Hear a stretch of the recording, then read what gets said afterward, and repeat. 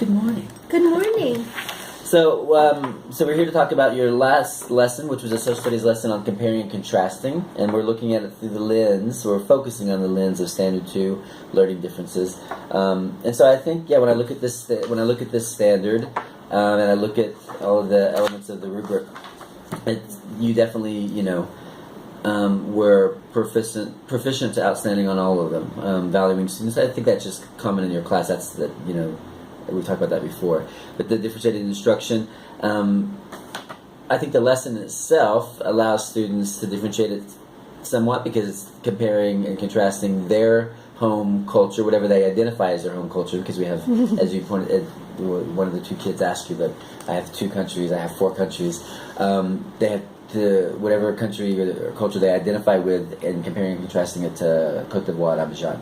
So that already allows, that already values them. That already brings in the students' diverse cultures and communities as well. So you did that just from the organizing and the planning of the lesson, and then the point where you had the index cards as reminders and as cues for the ELL kids, for the English language learners, kind of fits right well into the different needs for those students. So you definitely supported them there, just because I'm sure that all those that's new language for them, and can be a little confusing between culture and language tradition, and also gave them a little bit of a cue or a little bit of a hint about what kinds of things they could look at to compare and contrast. Yeah.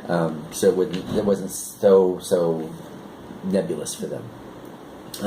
So I thought it was a really well done lesson. I thought you even though it was social studies, you continued to do the workshop model in it, which I think worked well. And the lesson itself was important and interesting, but then the way you used this lesson to actually get them ready for an activity for the field trip that they went on yesterday when they went to visit a local French school, to help them get the skills that they were going to use on that activity, the comparing and contrasting the differences and the similarities between the French school. I thought that was a great setup.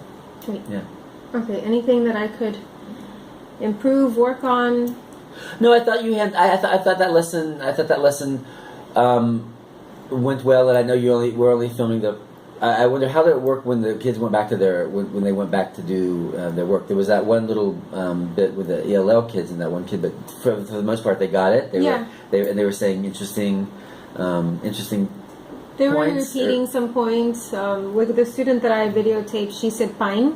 Right. Which is something that I mentioned in the video. And they're going to do that. Yeah. So it was, we also talked about it after the trip yesterday, and they were mentioning really differences and similarities, and so I think they understood the different, the compare and contrast aspect of it, and saw that even though we live here, we're very, we're different. Very, yeah. This is a school just down the street, but it's still very different from where we are. And not even about, I think that was good for them. I think sometimes with that, they're always going to repeat what you say. I used to do with my first graders, because I knew they were going to say whatever I came up with. So I would say, if you're going to use the examples that I came up with, that's fine, but you need to come up with 2 different ones or 3 different ones that are different from mine. So I would give them a number to let them know, because they're going to copy yours. Yeah, I have it all with the writing as well. Yeah, so if you're going to use my idea, that's fine, because some of those are very similar. Of course they would say pine, because they'd probably have thought of that too. Yeah. So I would just do that kind of thing sometimes. Okay. But other than that, I thought the management was nice. The way when you had those few kids calling out, you would ask them to stop, and then when a couple of them continued that behavior, you just kind of sat there and looked at them. I think that's great. There's no reason to get into a tug of war. Because they'll stop. So that's a good technique. That's always what I would do. Okay. And eventually, what I found, and I think we talked about this before, but I would find that my students would start telling each other. Like if I would just stop, and then you would hear the kids whisper, "He's not going to talk. We're not talking."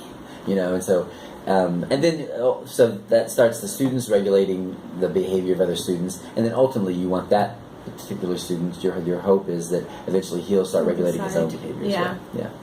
Okay, I'll make a note of the classroom management in that. Yeah, so I thought that was but I thought it was It was a good job, very good job for the management of the lesson.